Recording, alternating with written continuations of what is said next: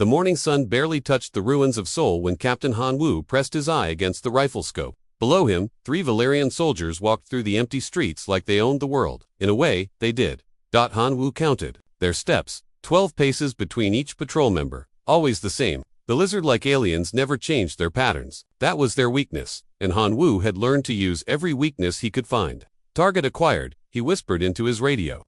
The device was old human technology, modified to avoid Valerian detection systems. 3 hostiles moving east on Main Street, copy that, came the reply from Lieutenant Park Hye. Her voice was calm and steady, just like always.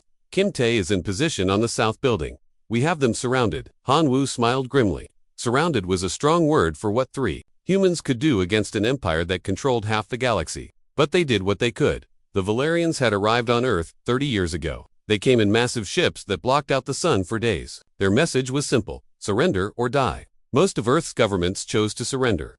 The ones that didn't were turned to glass. From orbit. Han Woo had been just a child then. He watched his father, a career soldier, throw down his rifle and kneel before the alien invaders. We have to think of survival, his father had said. We have to think of the future. Now Han Woo understood what his father meant. The future was this: humans working in mines until they died. Humans growing food that was shipped to alien worlds while they ate scraps. Human children learning that they were worth less than the dirt under Valerian boots. But some humans refused to accept this future. Movement on Target 1, Kim Tae's voice crackled through the radio. He's checking his weapon. Han Woo adjusted his aim. The Valerian soldier carried a plasma rifle that could cut through concrete. All 3 aliens wore armor that could stop most human bullets. But Han Woo didn't use most bullets. On my mark, Han Woo said. 3, 2, 1, mark. 3 rifles fired at almost the same moment. 3 Valerian soldiers dropped to the ground. Their advanced armor meant nothing against armor-piercing rounds fired from close range by expert marksmen. Targets down, Park Hye reported, moving to collect weapons and equipment. This was how the resistance worked. Quick strikes, then disappear before reinforcements arrived. They had learned this lesson the hard way, losing too many good people in the early days when they tried to fight like a regular army. Han Woo climbed down from his position and joined his team in the street. Park Hye was already stripping equipment. From the dead Valerians, she worked with practiced efficiency, taking only what they could carry and use. Plasma cells, communication device, and some kind of scanner, she reported. Kim Tae found medical supplies on his target.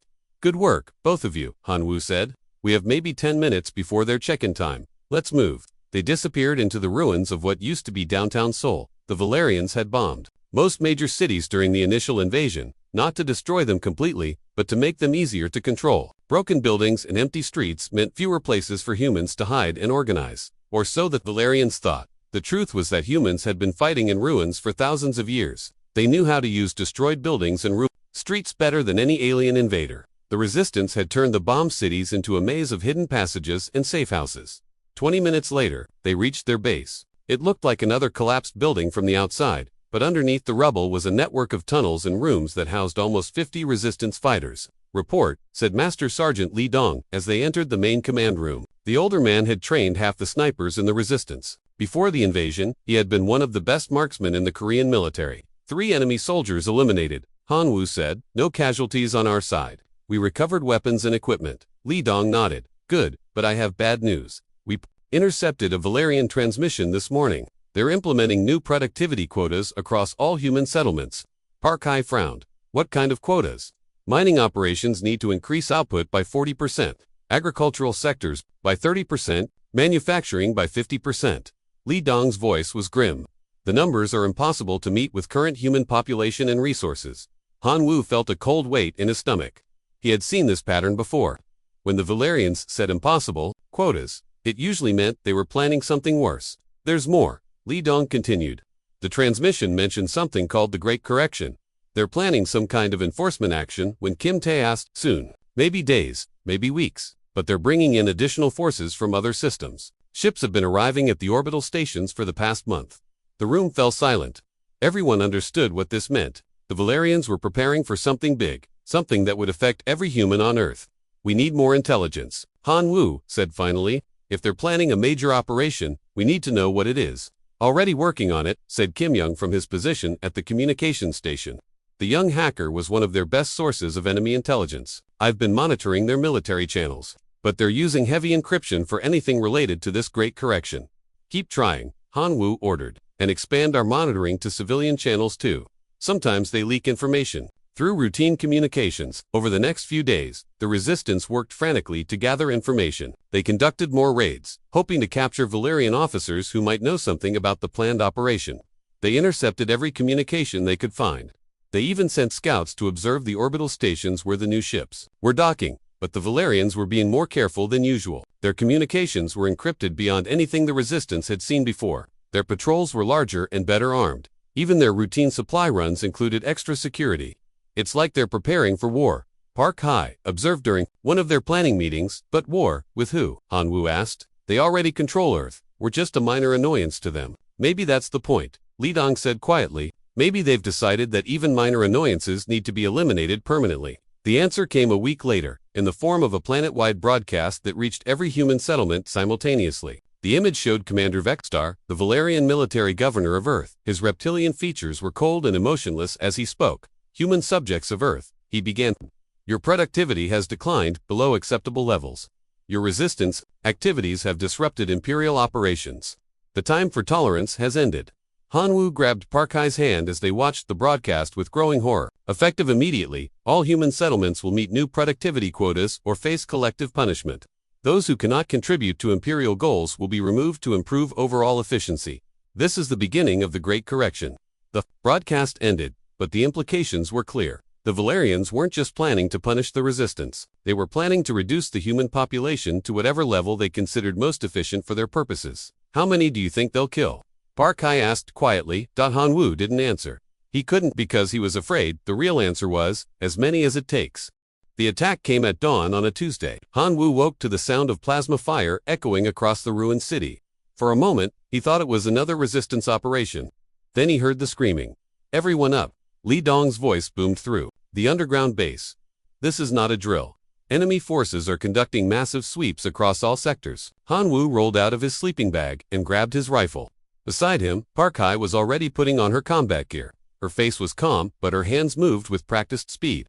What's the situation? Han Wu asked, as they rushed to the command center. Kim Young was hunched over his communication equipment, his face pale. It's happening everywhere. Seoul, Busan, Daegu, even the smaller towns. Valerian forces are surrounding civilian areas and forcing people into collection points. Collection points for what? Park Hai demanded. We don't know yet, Kim Young replied. But they're using transport ships, big ones. Through their hidden cameras placed around the city, they watched the Valerian operation unfold. It was massive and coordinated. Hundreds of enemy soldiers moved through every district, herding humans like cattle. The aliens weren't being subtle about it. They were using force against anyone who resisted. They're separating people, Kim Tae observed, watching one of the monitor screens. Men to one side, women and children to another. Han Wu felt his blood turn cold. He had seen this pattern before in historical records. When an occupying force separated populations by gender and age, it usually meant they were planning something terrible. We need to get closer, he decided. I want eyes on those collection points. We need to know what they're planning. Too dangerous, Li Dong protested. They have 3 times the normal patrol strength out there. Then we'll have to be 3 times more careful, Han Wu replied. But we can't help anyone if we don't know what's happening. Against Li Dong's wishes, Han Wu led a small reconnaissance team through the tunnel system toward the main collection point in their sector. Park Hai insisted on coming with them, along with Kim Tae and 2 other snipers. They emerged from a hidden entrance, 3 blocks away from where the Valerians had set up their operation. The scene that greeted them was worse than anything they had imagined. Thousands of humans were packed into a large square that used to be a shopping center. Valerian soldiers stood guard around the perimeter, their weapons ready. The humans looked terrified and confused. Many were still in their sleeping clothes, having been dragged from their homes without warning. There, Park Hai whispered, pointing to the center of the square. They're loading people onto transports. Han Wu raised his binoculars and focused on the loading area. What he saw made his stomach twist with dread. The Valerians were indeed separating people, but they were only loading women and children onto the transport ships. The men were being forced to watch. This is wrong, Kim Tae muttered. Why are they only taking half the population? Before anyone could answer, Commander Vextar's voice echoed across the square through loudspeakers. The Valerian commander stood on a platform overlooking the crowd, his cold reptilian eyes scanning the terrified humans below. People of Earth, he began, his translator device making his words understandable to human ears. You have failed to meet the productivity standards required by the Galactic Empire. Your resistance activities have cost the Empire valuable resources and time. The crowd grew quieter, sensing that something terrible was about to happen. The Empire has decided that the human population of Earth requires correction. Those who cannot contribute to Imperial goals will be removed. This will serve as an example to all remaining humans about the cost of defiance. Han Wu's hands tightened on his rifle. He wanted to take the shot, to put a bullet through Vexstar's skull, but he was too far away, and there were too many guards. Any attack would only get them killed without helping the prisoners. The selection process has been completed. Vexstar continued. Those who drain resources without providing adequate productivity will now be eliminated. The transport ships that had been loading women and children suddenly powered down their engines. Instead of taking off, their cargo doors remained open. Valerian soldiers began marching the prisoners out of the ships and toward a different area of the square. No, Park Hai whispered, understanding what was happening before the others did. They're not transporting them. They're going to ... She couldn't finish the sentence, but she didn't need to. Everyone could see what was about to happen. The Valerian soldiers formed firing lines. The women and children were forced to stand in groups facing them. Some of the prisoners began screaming. Others tried to run, only to be pushed back by more. Guards, we have to do something, Kim Tae said desperately. There are too many of them. Han Wu replied, his voice hollow. We can't save them. Then what do we do? Han Wu didn't answer. He couldn't answer, because he knew that sometimes there was nothing you could do, except witness horror and carry the memory of it. The first volley of plasma fire lit up the square like deadly lightning. Dozens of people fell. The screaming got louder. The second volley followed quickly. Then the third. Han Wu forced himself to keep watching through his binoculars, even though every part of him wanted to look away. He watched as Park Hai's sister Min Su, who had been captured 3 days ago during a supply run, was cut down in the fourth volley. He watched his children, who had never hurt anyone, died for the crime of existing. The massacre lasted 20 minutes. When it was over, thousands of human women and children lay dead in the square. The surviving men were forced to remain and watch as Valerian soldiers used flamethrowers to burn the bodies. This scene is being broadcast to every human settlement. On Earth, Vexstar announced as the flames rose higher. Let this be a lesson about the price of resistance. Any further defiance will result in complete human extinction. The broadcast ended, but the flames continued to burn. Han Wu and his team retreated to their base in silence. Nobody spoke during the journey back through the tunnels. There was nothing to say, nothing that could make sense of what they had just witnessed. When they reached the command center, they found the rest of the resistance watching similar scenes from other cities. The massacre had been planet-wide. Every major human settlement had been hit simultaneously.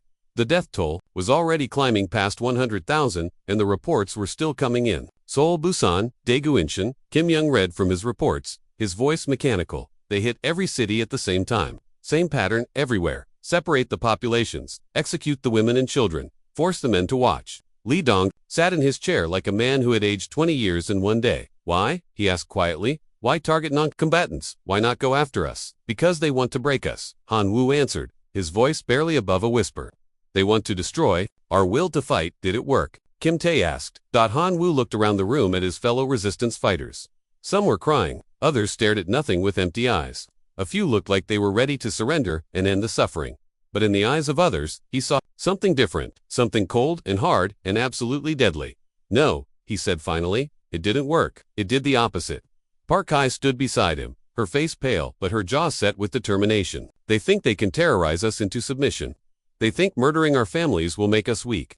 They're wrong, Li Dong said, standing up from his chair. For the first time since the reports started coming in, the old sergeant's voice carried its familiar steel. They just made the biggest mistake in galactic history. What do you mean? Someone asked. Han Wu looked at the faces around him and saw his own thoughts reflected in their eyes. The Valerians had just crossed a line that could never be uncrossed. They had declared war on human families, on human children, on everything that humans held sacred. They wanted to teach us a lesson about the price of resistance, Han Wu said quietly. Instead, they just taught us that there's no point in holding back anymore, no point in showing mercy. What are you saying? I'm saying the real war starts now.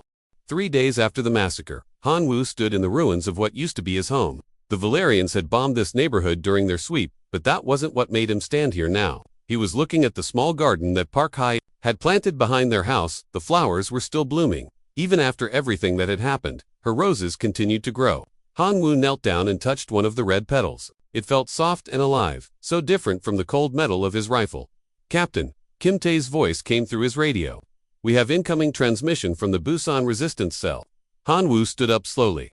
He had been expecting this call. Word was spreading through the surviving resistance networks that something big was happening. Something that went beyond their small underground war. When he returned to base, he found the command center packed with people. Not just their usual team, but fighters from other cells. Civilians who had never held weapons before, even some former collaborators who had worked with the Valerians until the massacre changed their minds. Report, Han Wu said to Kim Young, who was monitoring multiple communication channels.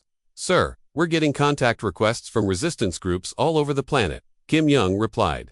Tokyo, New York, London, Moscow, Cairo, everyone wants to coordinate. Coordinate what?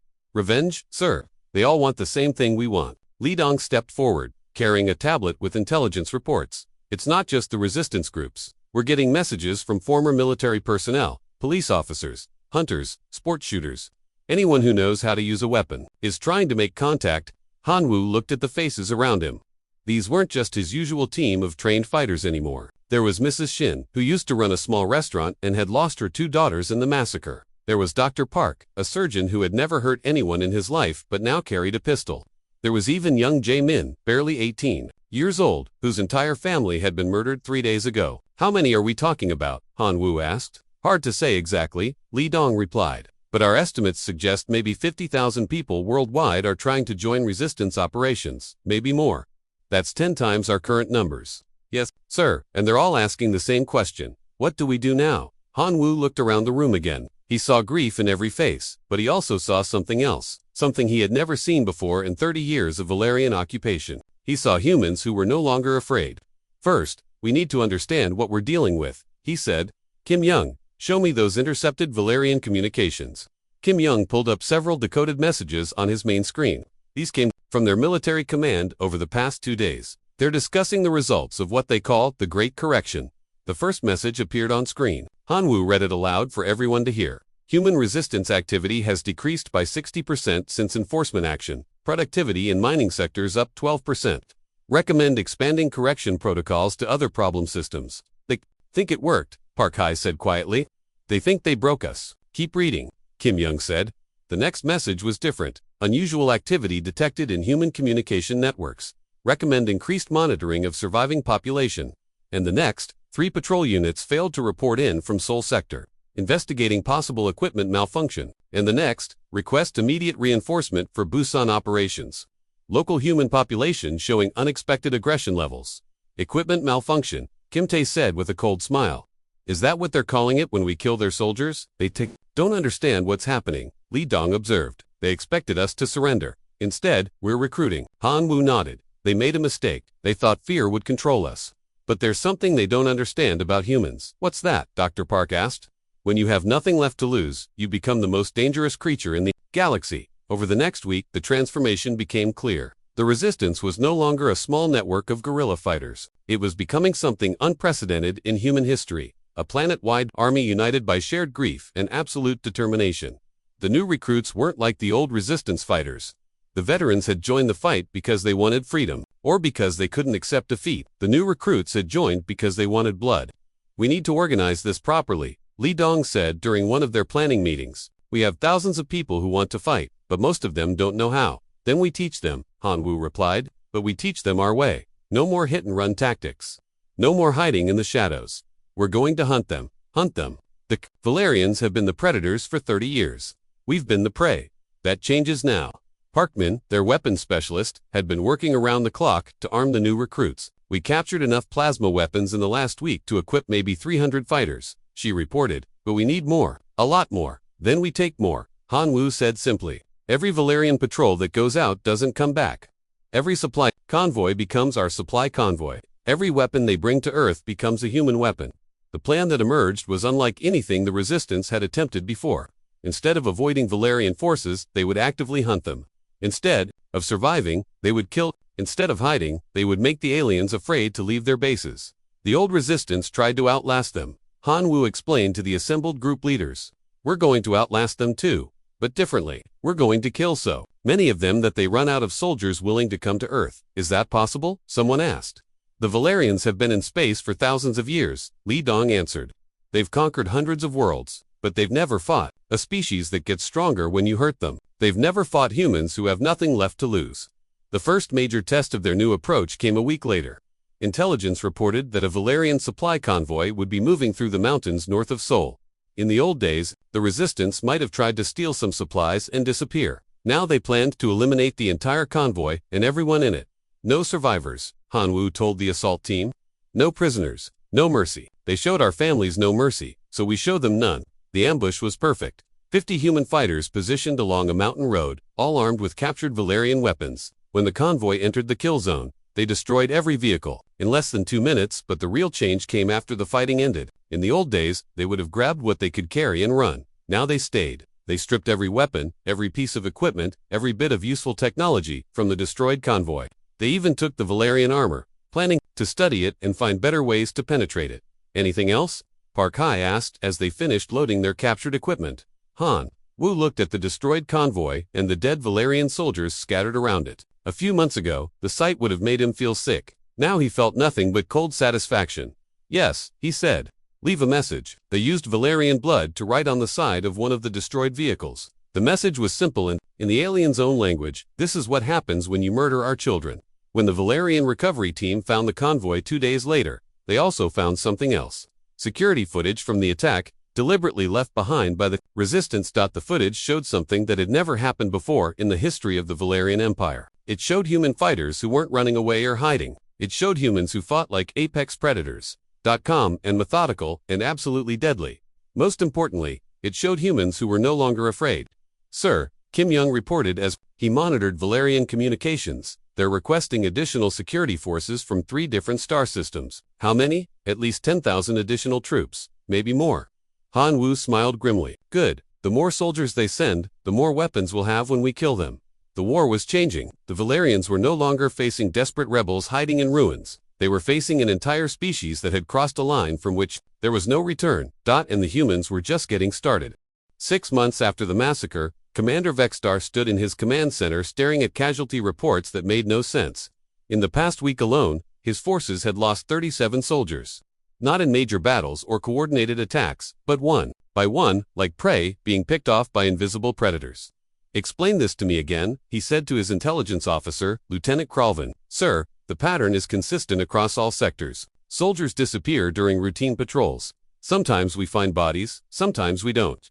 When we do find them, they've been killed by precise weapon fire, usually single shots to vital areas. Vexstar studied the holographic display showing Earth's surface. Red markers indicated where his soldiers had died. The markers formed a pattern that looked almost like a web, covering every major installation and supply route.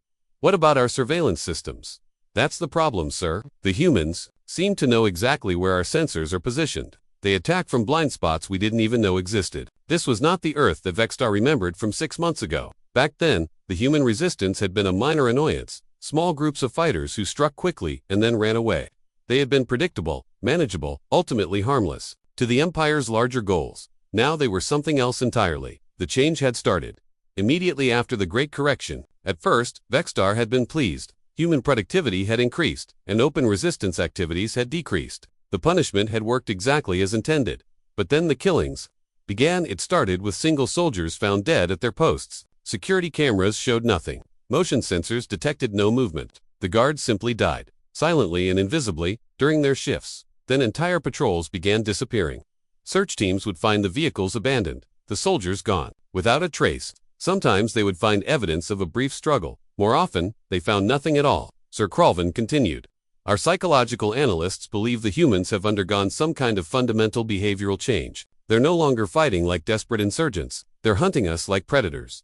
Predators. Vexstar's voice carried a note of disdain. They're primitives with stolen weapons. Yes, sir, but they're primitives who no longer seem to care about their own survival. Our intelligence suggests they're operating under a new doctrine. Kill as many of us as possible, regardless of cost. Meanwhile, in the ruins of Seoul, Han Wu was teaching a class on advanced camouflage techniques. His students weren't the usual resistance fighters. They were ordinary people who had learned to become invisible killers. The key is patience, he explained to the group of 20 new snipers. The Valerians are used to fighting enemies who are in a hurry. They expect quick attacks followed by quick retreats. We don't do that anymore. One of his students, a former schoolteacher named Kim So, raised her hand. How long should we wait for a target? As long as it takes. I once waited 4 days for the right shot. The target was a Valerian communications officer who only appeared for 30 seconds. Every morning to inspect the antenna array, 4 days of lying in the same position, barely moving, barely breathing. But when he appeared, I was ready. And one shot, one kill. Then I waited another 6 hours before moving from my position. By the time they found the body, I was already miles away. This was the new reality of Earth's resistance. Every human settlement now had dozens of trained snipers who knew the surrounding terrain better than any alien invader. They moved through the ruins like ghosts, invisible to Valerian sensors, deadly to anyone who entered their hunting grounds. Li Dong had established training camps in the mountains where thousands of new recruits learned, not just how to shoot, but how to think. Like predators, the Valerians have technology, he told his students. But we have something better. We have patience, and we have nothing left to lose. The results were becoming clear in the casualty reports. Valerian forces on Earth were experiencing losses at a rate unprecedented in the Empire's history, not from massive battles or dramatic confrontations, but from a slow, steady elimination of their personnel. Target acquired, Park Hai whispered into her radio as she watched a Valerian supply depot through her rifle scope. She had been in position for 8 hours, waiting for the right moment. Copy that, came Han Wu's reply.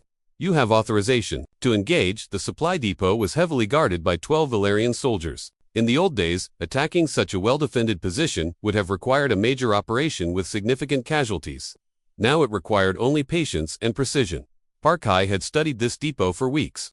She knew the guard rotation schedule, the blind spots in their surveillance, and the exact timing of their supply deliveries. She had also identified the depot's critical weakness, a fuel storage tank that, if hit correctly, would destroy the entire facility. Her shot was perfect. The armor-piercing round penetrated the fuel tank at exactly the right angle to create maximum explosive damage. The resulting explosion destroyed not just the depot, but also eliminated all 12 guards and leveled to nearby buildings that housed Valerian equipment.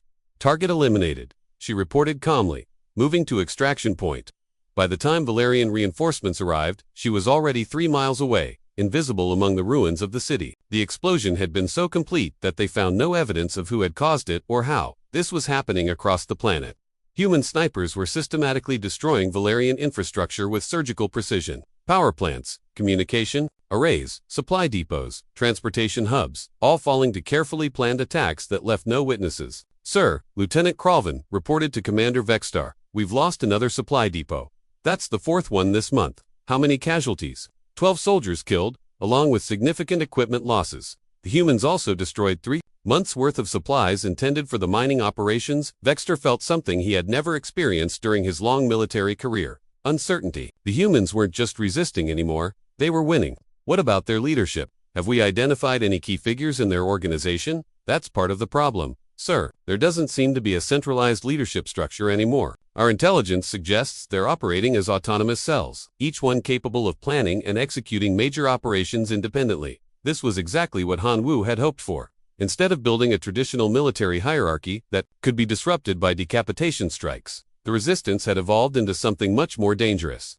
A distributed network of predators who could operate without central coordination. Every cell knows their mission, he had explained to his regional commanders. Kill Valerians, capture their equipment, teach others to do the same. That's it, no complex strategies, no grand plans. Just hunt them until they're all dead, or they leave our planet. The simplicity of the mission was its greatest strength. Every human on Earth could understand it and contribute to it. Former soldiers provided training, engineers designed better weapons, doctors kept the fighters healthy, even children helped by serving as scouts and messengers. But the real change was psychological. The humans were no longer fighting to survive, or to achieve victory in any traditional sense. They were fighting for something much simpler and much more terrifying: revenge. They're not trying to defeat us, Kralvin observed during one of his briefings. They're trying to exterminate us. Impossible. Vexstar replied, we have superior technology, superior numbers, orbital support. They can't exterminate an entire Valerian occupation force. Sir, with respect, they don't seem to care about impossibility. They just keep killing us. The numbers supported this assessment. Valerian casualties were climbing every week, while human resistance seemed to be growing stronger. More concerning was the fact that other occupied worlds were beginning to receive reports about Earth's resistance activities. Sir, Kralvin said quietly, we're getting inquiries from other systems. The subject populations on 3 different worlds are asking about the situation on Earth. What kind of inquiries? They want to know if it's true that humans are successfully killing Valerian soldiers in large numbers. Vexstar felt a chill run down his spine. The one thing the Empire could not afford was for other enslaved species to believe that Valerian forces could be defeated. The Empire's control depended on the myth of invincibility. Increase security protocols, he ordered. Double the guard. Rotations. Bring in additional surveillance equipment from the fleet. Sir, we've already implemented those measures. The humans adapt to every change we make. They seem to know our procedures better than we do. That night, as Vexter stood in his quarters looking out at the lights of his orbital station, he realized something that chilled him to his core. The humans weren't just fighting a guerrilla war anymore. They were conducting a systematic extermination campaign, and they were winning.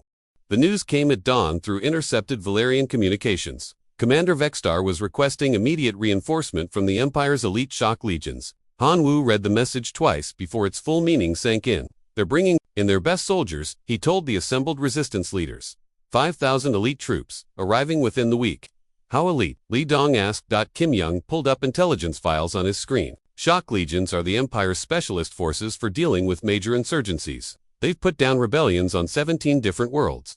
They don't take prisoners, and they don't show mercy. Sounds like they'll fit right in. Park High said coldly. The room fell silent as everyone considered what this meant. The resistance had been winning against regular Valerian forces, but the shock legions were different. They were trained specifically to hunt and kill insurgents. Do we change our tactics? Kim Tae asked. Han Wu studied the intelligence reports for several minutes before answering. No, we give them exactly what they're trained for, sir. The 20 shock legions are specialists at fighting insurgents who hide and run. But we're not insurgents anymore, we're hunters. Let them come. More targets for us to practice on.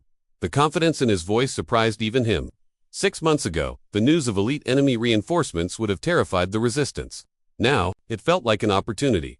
How do we prepare? Dr. Pak asked. The former surgeon had become one of their most effective explosives specialists. Same way we always prepare, Han Wu replied. We learn everything about them. Their tactics, their equipment, their weaknesses, then we kill them all. Over the next week, the resistance worked frantically to gather intelligence on the incoming shock legions. They hacked Valerian communications, studied historical battle records, and even captured several regular soldiers to interrogate about elite force procedures. What they learned was both concerning and encouraging. The shock legions were indeed highly trained and well-equipped. They used advanced armor, superior weapons, and sophisticated tactics, designed to crush resistance movements quickly and decisively. But they also had weaknesses that the regular forces didn't have. They were overconfident. They were used to winning quickly against demoralized opponents. Most importantly, they had never fought humans who had nothing left to lose. Their standard procedure is overwhelming force, Li Dong explained during a strategy meeting. They hit resistance strongholds with massive firepower, capture or kill the leadership, then mop up the survivors. It usually works within a few weeks. Not this time, Han Wu said. This time, they're walking into a trap they don't even know exists. The shock legions arrived on a Tuesday morning in their characteristic black transport ships. Unlike the regular Valerian forces, they immediately established multiple fortified positions and began systematic sweeps of all known resistance territories. Their first operation targeted the ruins of downtown Seoul, where intelligence suggested a major resistance base was located. 500 elite soldiers, equipped with the latest scanning technology, moved through the area like a precise military machine. They found nothing. The resistance base they were looking for had been abandoned. Weeks ago, the humans had anticipated this exact scenario and prepared accordingly. Instead of defending fixed positions, they had become mobile predators who used the entire city as their hunting ground. Contact. The first shock legion casualty came 30 minutes into their sweep, a single sniper shot from impossible range, fired from a position that their sensors couldn't detect. The soldiers' advanced armor meant nothing against the modified ammunition that Parkman had designed specifically for this moment. Sniper eliminated the point man, the squad leader reported. No visual on shooter location. Maintain formation and continue sweep, came the reply from their commander. The second shot came 10 minutes later. Another impossible angle, another dead soldier. This time their scanning equipment detected the muzzle flash, but when they reached the location, they found only empty ruins. This isn't normal insurgent behavior, the squad leader muttered. They should be defending their territory, not conducting mobile sniper operations. The third shot killed him. By the end of their first day on Earth, the shock legions had lost 23 soldiers without ever seeing their enemies. Their sophisticated equipment and superior training meant nothing. Against opponents who fought like ghosts and disappeared into terrain they knew better than anyone. Report, General Krolthax demanded when his forces returned to base that evening. The general was the Empire's leading expert on counterinsurgency warfare, brought in specifically to deal with Earth's resistance problem. Sir, the enemy is not behaving according to standard insurgent patterns, his field commander reported. They're not defending territory or trying to achieve tactical objectives. They appear to be conducting a systematic elimination campaign against our personnel. Explain. They're hunting us, sir. Individual snipers positioned throughout the operational area, each one waiting for opportunities to kill our soldiers. They show no interest in capturing territory or destroying our equipment. They just want to kill as many of us as possible. General Krolthax studied the tactical reports with growing confusion. In 17 previous campaigns, insurgent forces had always followed predictable patterns. They tried to control territory, capture resources, or achieve political objectives. The humans were doing none of these things. What about their leadership structure? We haven't identified one, sir. Our intelligence suggests they're operating as independent cells with no central coordination. That's impossible. Complex military operations require command and control. Sir, respectfully, their operations aren't complex. Every cell has the same mission: kill Valerian soldiers. They don't need coordination for that. The general dismissed his subordinate and studied the reports alone. Something about this campaign felt wrong. The humans weren't fighting like any insurgent force he had ever encountered. They were fighting like predators who had no other goal except killing their prey. Meanwhile, in a hidden position 3 miles from the Valerian base, Han Wu was planning the Resistance's first major strike against the Shock Legions. Unlike their usual individual sniper operations, this would require coordination between multiple cells. The target is General Krolthax, he explained to the assembled team leaders. Intelligence indicates he'll be inspecting forward positions tomorrow morning. This is our chance to eliminate their leadership. How many soldiers will be with him? Park Kai asked. 50 elite guards, plus air support and armored vehicles. In other words, impossible to attack using conventional tactics. So what do? Han Wu smiled grimly. We don't attack the convoy, we attack the general. The plan was elegantly simple. Instead of trying to fight through 50 guards, they would wait for the perfect moment when the general was briefly separated from his security detail. Intelligence suggested this would happen during his inspection of a forward observation post. One shot, one kill, Han Wu said, then everyone disappears. No heroic last stands, no dramatic gestures, just eliminate the target and vanish. The TOC operation required 17 sniper teams positioned across a mountain range, all coordinated to fire simultaneously if the primary shooter missed. It was the most complex operation the Resistance had ever attempted. The next morning, General Krolthax's convoy moved through the mountains exactly as predicted. Han Wu tracked the general's armored vehicle through his rifle scope, waiting for the moment when the target would emerge. Target is stopping at observation post 7, he whispered into his radio. All teams stand by. The general emerged from his vehicle and walked toward the observation post. Surrounded by guards but briefly exposed as he climbed the steps to the elevated position, Han Wu's shot was perfect. The armor-piercing round traveled over 2 miles and struck the general in the head, killing him instantly. The sound of the gunshot echoed across the mountains like thunder. Target eliminated, Han Wu reported calmly. All teams withdraw to extraction points. By the time the Shock Legions responded to the attack, every sniper team had vanished into the mountains. They found the general's body and spent hours searching for the shooters, but discovered nothing except empty firing positions and cold trails. Sir, the acting commander reported to Commander Vextar, General Krolthax is dead. Single sniper shot from extreme range. Vextar felt the room spin around him. Krolthax had been the Empire's best counterinsurgency specialist. If the humans could kill him, they could kill anyone. How is this possible? He had 50 guards and full tactical support. Sir, the shot came from over 2 miles away. Our scanning equipment didn't even detect the muzzle flash until after the general was already dead. For the first time since arriving on Earth, Vextar began to understand what his forces were really facing. These weren't desperate rebels fighting for freedom, they were apex predators who had evolved beyond anything the Empire had encountered before. Sir, his communications officer interrupted, we're receiving reports from other systems. 3 different worlds are requesting information about our operations on Earth. What kind of information? They want to know if it's true that humans have killed a Shock Legion general. Vextar closed his eyes. The one thing the Empire could not afford was for other enslaved species to believe that Valerian forces could be defeated by primitives with stolen weapons. But that was exactly what was happening, and the humans weren't finished yet. The intelligence was almost too good to believe. Kim Young stared at the intercepted data for the 3rd time, making sure he hadn't made a mistake. According to Valerian Communications, their regional command center was located in what used to be the Incheon International Airport. You're certain about this? Han Wu asked, studying the facility layout on their main screen. Absolutely. The data came from 3 different sources, all confirming the same location. It's their primary coordination hub for all operations on Earth. Li Dong whistled softly as he examined the security specifications. 50 guards minimum, plus automated defense systems, orbital communication links, and underground bunkers. They've turned it into a fortress. Good, Han Wu said quietly. That means all their important people will be in one place. The room fell silent as everyone understood what he was suggesting. They had been picking off individual targets for months, but this would be something entirely different. This would be a direct assault on the heart of Valerian operations on Earth. Sir, Park Hai said carefully, this isn't like our usual operations. We can't just snipe a few guards and disappear. This would be total war. Exactly, Han Wu replied. They brought total war to us when they murdered our families. Now we return the favor. Over the next 2 weeks, the resistance prepared for their most ambitious operation ever. Every cell on the Korean peninsula contributed fighters, equipment, and intelligence. They studied the target facility from every possible angle, mapping, guard rotations, communication schedules, and defensive weak points. The plan that emerged was breathtakingly complex. It required simultaneous strikes from multiple directions, precise timing, and coordination between over 200 fighters. Most importantly, it required everyone involved to accept that they might not survive. This isn't about survival anymore, Han Wu told the assembled team leaders. This is about sending a message to every Valerian in the galaxy. A message that says humans can reach you anywhere, anytime, no matter how well protected you think you are. The attack began at sunrise on a cold morning in November. The first wave consisted of 20 sniper teams positioned on buildings and hills surrounding the airport. Their job was to eliminate perimeter guards and create confusion. All teams, in position, Li Dong reported from his command post. Beginning Phase 1, 20 rifles fired simultaneously.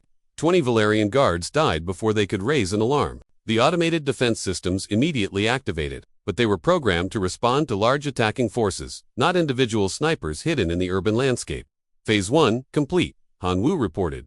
Beginning Phase 2, the second wave was Dr. Park's specialty. Explosive charges placed strategically around the facility over the past week, as the Valerian forces tried to respond to the sniper attacks.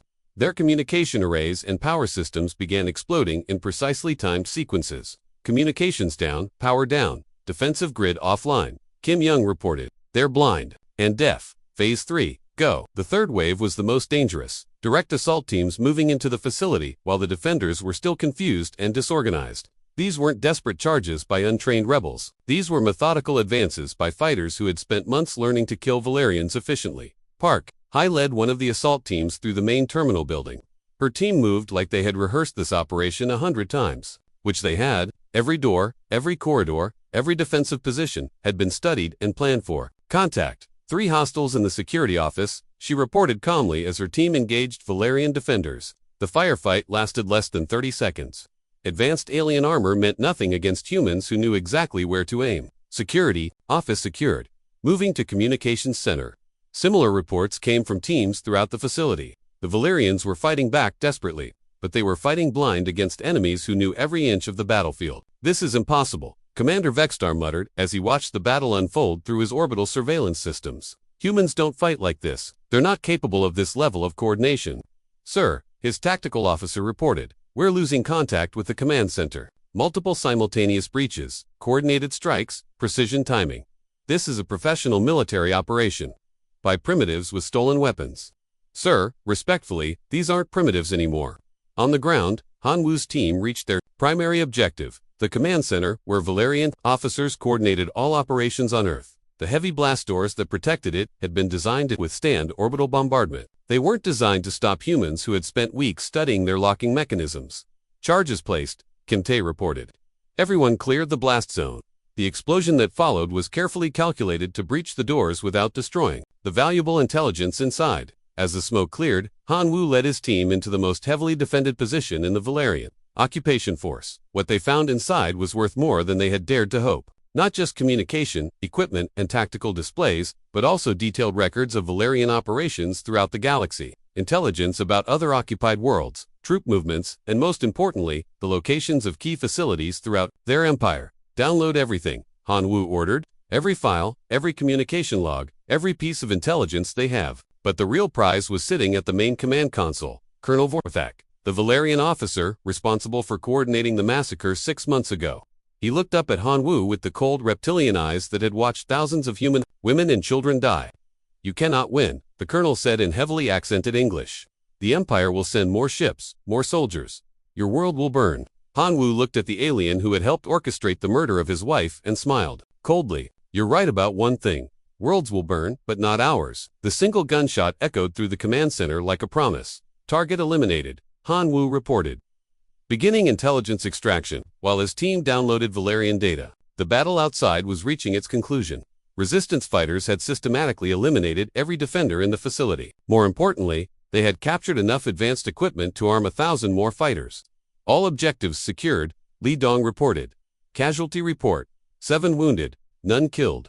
Impossible. Vexter breathed as he watched the impossible unfold on his screens. How did they achieve tactical victory with 0 casualties? The answer was simple but terrifying. The humans weren't fighting like desperate insurgents anymore. They were fighting like apex predators who had evolved specifically to kill Valerians. Phase 4. Execute, Han Wu ordered. The final phase was the most important, broadcasting the victory to every corner of the galaxy. Using captured Valerian communication equipment, the Resistance transmitted footage of their assault to networks throughout the Empire. The images that spread across a dozen star systems showed something that had never happened before in Valerian history: humans achieving complete tactical victory against elite alien forces. The footage showed dead Valerian officers, captured equipment, and human fighters who looked like they had barely broken a sweat. But the most powerful image was the final shot: Han Wu, standing in the Valerian command center, surrounded by destroyed alien technology, holding Colonel Vorthak's sidearm as a trophy. "This is what happens," he said directly into the camera, "when you murder our families." The broadcast ended, but its effects rippled across the galaxy like a shockwave. On 12 different worlds, enslaved populations watched humans doing the impossible. They watched primitives defeating an empire that had seemed invincible. Sir Vexter S. communications officer reported with obvious fear. "We're receiving emergency transmissions from 7 different systems. Rebellion outbreaks on 4 worlds, with 3 more reporting unusual population behavior." Vextar stared at the tactical display showing Earth's surface. Red markers indicated the complete destruction of his regional command center. But the real damage wasn't tactical, it was psychological. For the first time in galactic history, an enslaved species had proven that Valerian forces could be defeated. The myth of empire invincibility was shattered, and other species were beginning to believe that freedom was possible. "Sir, what are your orders?" Vextar looked at the reports flooding in from across the galaxy. Rebellions spreading like wildfire. His own forces on Earth reduced to hiding in their orbital stations. The Empire's control crumbling because a handful of humans had refused to accept defeat. "Prepare the fleet," he said quietly. "We're going to glass the entire planet." "Sir, the Empire has colonies and mining operations down there." "Not anymore. If we can't control Earth, we'll make sure no one else can learn from their example." In the ruins of the Valerian Command Center, Han Wu looked up at the sky, where he knew enemy ships were preparing for their final solution. He felt no fear, only cold satisfaction. The humans had already won, the only victory that mattered. They had shown the galaxy that the Empire could bleed. The Valerian fleet hung in Earth's orbit like a constellation of death. 50 warships, each one capable of turning continents into glass. Commander Vextar stood on the bridge of his flagship, watching the blue planet that had become his nightmare. "Sir, all ships report ready for orbital bombardment," his tactical officer announced. "We can begin the operation at your command." Vextar nodded slowly. In 30 years of military service, he had never ordered the complete destruction of a populated world. But Earth had become more than just a rebellious colony. It had become a symbol that threatened the entire empire. "Begin bombardment," he ordered. "Sterilize the entire planet." The first energy blast lit up the sky like a second sun. It struck the ruins of Tokyo, turning 50 square miles of city into molten rock. The second blast followed 30 seconds later, targeting the remains of New York, then London, then Moscow. But as the bombardment continued, something strange began happening. The energy blasts that should have been destroying Earth's surface were being deflected by some kind of shield system. "Sir," the tactical officer reported with confusion, "our weapons are having reduced effectiveness. Something is interfering with the bombardment." "Interference? What kind of interference?" "Unknown, sir. But the humans appear to have some kind of planetary defense grid that we weren't aware of." On Earth's surface, Han Wu stood in what used to be Seoul's city center, now transformed into humanity's greatest engineering achievement. All around him, massive devices hummed with power, Valerian technology that had been captured, modified, and turned against its creators. "Shield generators are holding," Parkman reported from her position at the modified Valerian control console. "The orbital bombardment is being absorbed and redirected." "How long can we maintain this?" Li Dong asked. "Long enough," Han Wu replied. Watching the energy readings on their displays, "Kim Young, are you ready with Phase 2? "All systems green," Kim Young confirmed from his position at the communications array.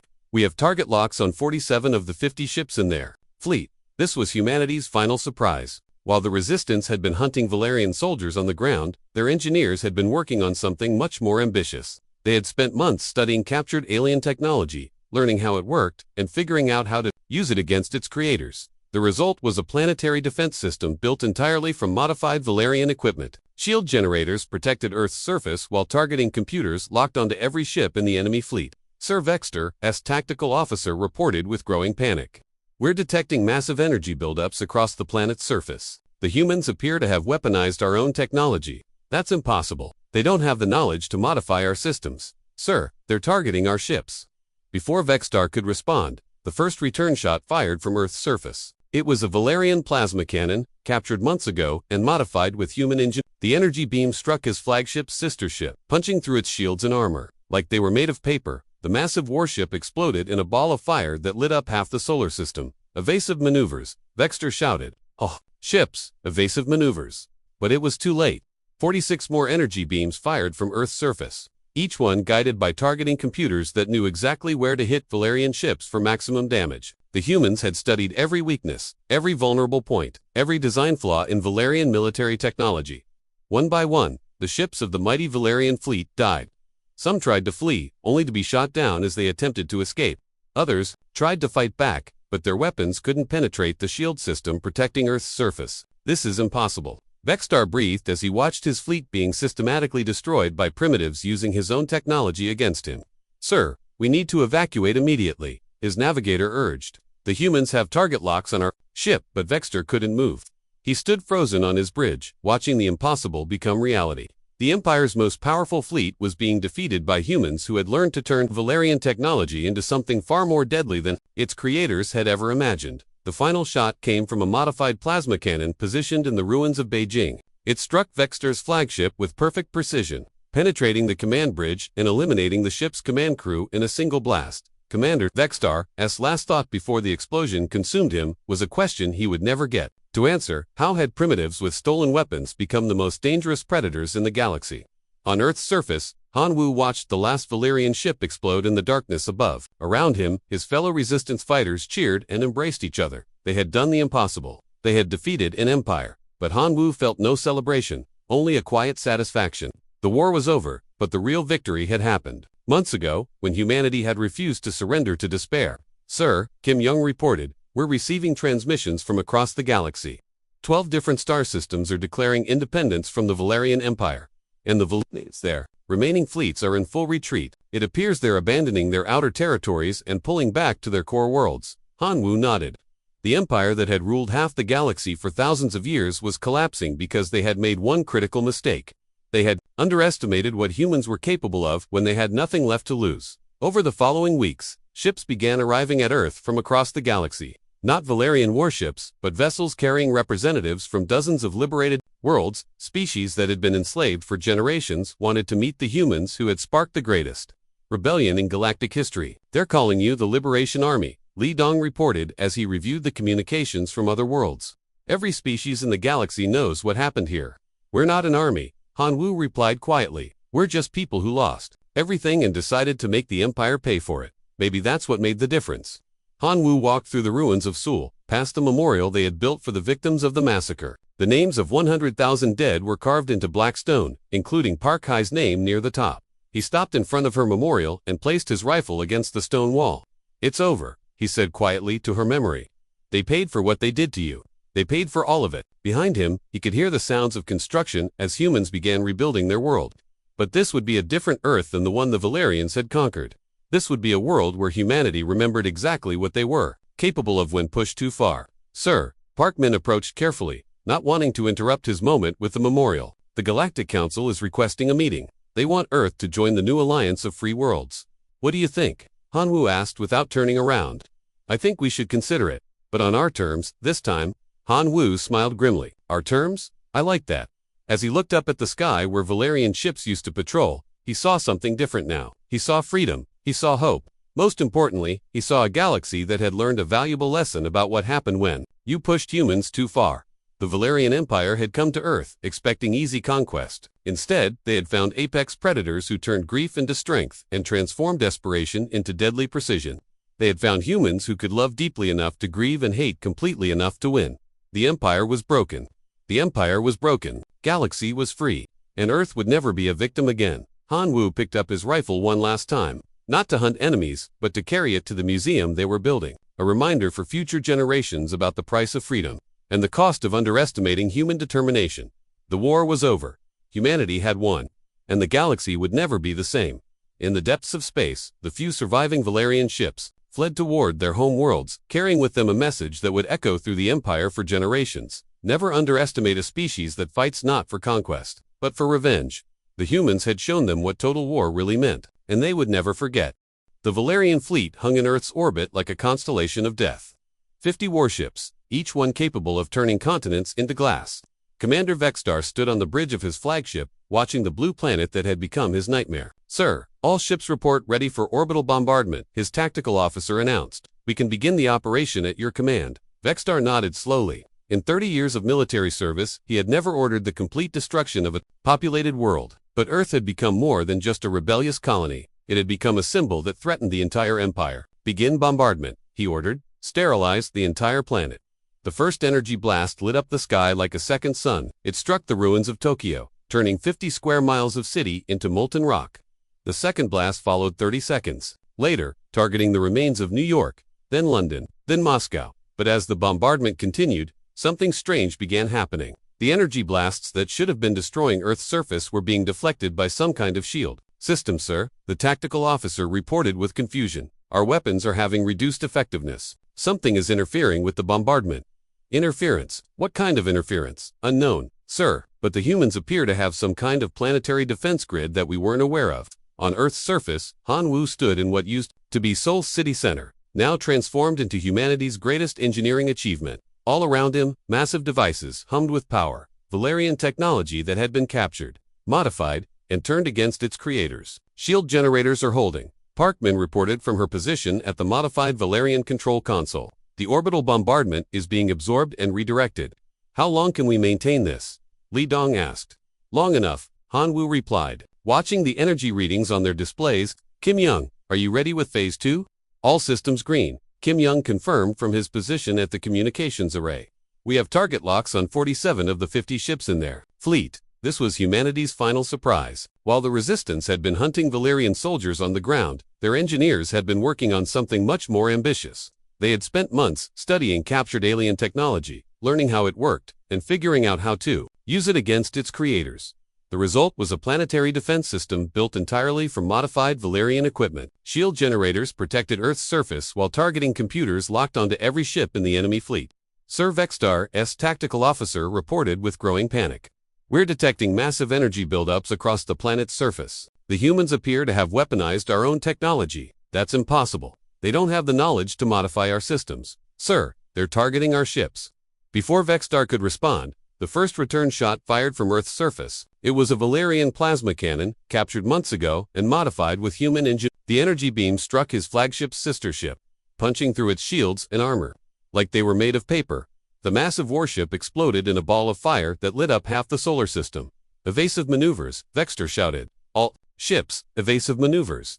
But it was too late. 46 more energy beams fired from Earth's surface, each one guided by targeting computers that knew exactly where to hit Valerian ships for maximum damage. The humans had studied every weakness, every vulnerable point, every design flaw in Valerian military technology. One by one, the ships of the mighty Valerian fleet died. Some tried to flee, only to be shot down as they attempted to escape. Others tried to fight back, but their weapons couldn't penetrate the shield system protecting Earth's surface. "This is impossible," Vextar breathed as he watched his fleet being systematically destroyed by primitives using his own technology against him. "Sir, we need to evacuate immediately," his navigator urged. "The humans have target locks on our ship," but Vextar couldn't move. He stood frozen on his bridge, watching the impossible become reality. The Empire's most powerful fleet was being defeated by humans who had learned to turn Valerian technology into something far more deadly than its creators had ever imagined. The final shot came from a modified plasma cannon positioned in the ruins of Beijing. It struck Vextar's flagship with perfect precision, penetrating the command bridge and eliminating the ship's command crew in a single blast. "Commander," Vextar's last thought before the explosion consumed him, was a question he would never get to answer. How had primitives with stolen weapons become the most dangerous predators in the galaxy? On Earth's surface, Han Wu watched the last Valerian ship explode in the darkness above. Around him, his fellow resistance fighters cheered and embraced each other. They had done the impossible. They had defeated an empire. But Han Wu felt no celebration, only a quiet satisfaction. The war was over, but the real victory had happened. Months ago, when humanity had refused to surrender to despair, Sir Kim Young reported, "We're receiving transmissions from across the galaxy. 12 different star systems are declaring independence from the Valerian Empire, and the remaining fleets are in full retreat. It appears they're abandoning their outer territories and pulling back to their core worlds. Han Wu nodded. The empire that had ruled half the galaxy for thousands of years was collapsing because they had made one critical mistake. They had underestimated what humans were capable of when they had nothing left to lose. Over the following weeks, ships began arriving at Earth from across the galaxy. Not Valerian warships, but vessels carrying representatives from dozens of liberated worlds. Species that had been enslaved for generations wanted to meet the humans who had sparked the greatest rebellion in galactic history. "They're calling you the Liberation Army," Li Dong reported as he reviewed the communications from other worlds. "Every species in the galaxy knows what happened here." "We're not an army," Han Wu replied quietly. "We're just people who lost everything and decided to make the Empire pay for it. Maybe that's what made the difference." Han Wu walked through the ruins of Seoul, past the memorial they had built for the victims of the massacre. The names of 100,000 dead were carved into black stone, including Park Hai's name near the top. He stopped in front of her memorial and placed his rifle against the stone wall. "It's over," he said quietly to her memory. "They paid for what they did to you. They paid for all of it." Behind him, he could hear the sounds of construction as humans began rebuilding their world. But this would be a different Earth than the one the Valerians had conquered. This would be a world where humanity remembered exactly what they were capable of when pushed too far. "Sir," Parkman approached carefully, not wanting to interrupt his moment with the memorial. "The Galactic Council is requesting a meeting. They want Earth to join the new alliance of free worlds." "What do you think?" Han Wu asked, without turning around. "I think we should consider it, but on our terms this time." Han Wu smiled grimly. "Our terms? I like that." As he looked up at the sky where Valerian ships used to patrol, he saw something different now. He saw freedom. He saw hope. Most importantly, he saw a galaxy that had learned a valuable lesson about what happened when you pushed humans too far. The Valerian Empire had come to Earth expecting easy conquest. Instead, they had found apex predators who turned grief into strength and transformed desperation into deadly precision. They had found humans who could love deeply enough to grieve and hate completely enough to win. The Empire was broken. The galaxy was free, and Earth would never be a victim again. Han Wu picked up his rifle one last time. Not to hunt enemies, but to carry it to the museum they were building. A reminder for future generations about the price of freedom and the cost of underestimating human determination. The war was over. Humanity had won, and the galaxy would never be the same. In the depths of space, the few surviving Valerian ships fled toward their home worlds, carrying with them a message that would echo through the Empire for generations. Never underestimate a species that fights not for conquest, but for revenge. The humans had shown them what total war really meant, and they would never forget.